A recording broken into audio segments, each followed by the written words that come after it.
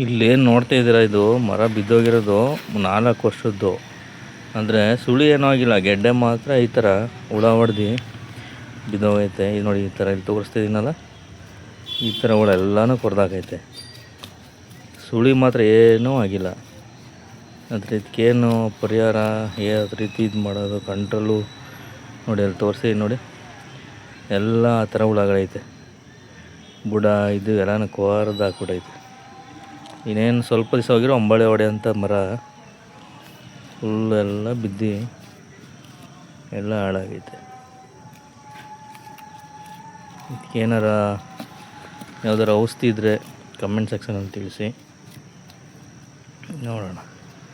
ಎಲ್ಲ ಫುಲ್ಲು ಬುಡ ಎಲ್ಲ ಒಂಥರ ಒಟ್ಟಾಯ್ತದಲ್ಲ, ಆ ಥರ ಆಗ್ಬಿಟ್ಟೈತೆ. ಫುಲ್ಲು ಎಲ್ಲನೂ ತಿಂದಾಕ್ಬಿಟ್ಟೈತೆ ಹುಳಗಳು ಒಳಗಡೆ.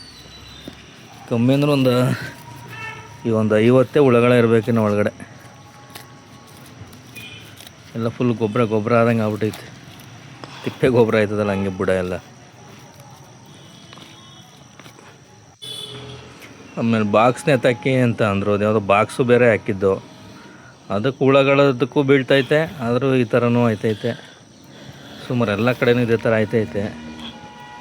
ಇದೇನು ಯಾವ ರೀತಿ ಕಂಟ್ರೋಲ್ ಮಾಡೋದು ಅಂತಲೇ ಗೊತ್ತಾಯ್ತಲ್ಲ ಇದು ಹುಳಗಳು. ಎಲ್ಲ ಕೈ ಹಾಕಿಲ್ಲ ತೆಗಿತಾಯಿದ್ದೀನಿ ನೋಡಿ, ಎಲ್ಲ ಫುಲ್ ಒಳಗಡೆನೆ ಪೂರೆಲ್ಲ ಅದೇ ಥರನೇ ಹುಳಗಳು. ಬುಡ ಇರ್ಬೋದು, ಕಾಂಡ ಎಲ್ಲನೂ ಫುಲ್ಲು ಅಗದು ಬಿಸಾಕ್ಬಿಟ್ಟವು. ಹಂಗೆ ಇರೋದು ನೋಡ್ರೆ ಸ್ಟಪ್ ಐತೆ ಹುಳಗಳು ಎಲ್ಲ. ನೋಡಿ ಅಲ್ಲಿ ಕೆರಿತಿದ್ದೀನಲ್ಲ, ಎಲ್ಲ ಆ ಥರ ಒಟ್ಟು ಎಲ್ಲ ಒಂಥರ ಇದ್ದು ತಿಪ್ಪೆ ಆದಂಗೆ ಆಗ್ಬಿಟ್ಟೈತೆ ಮರ. ಬುಡ ಪೂರ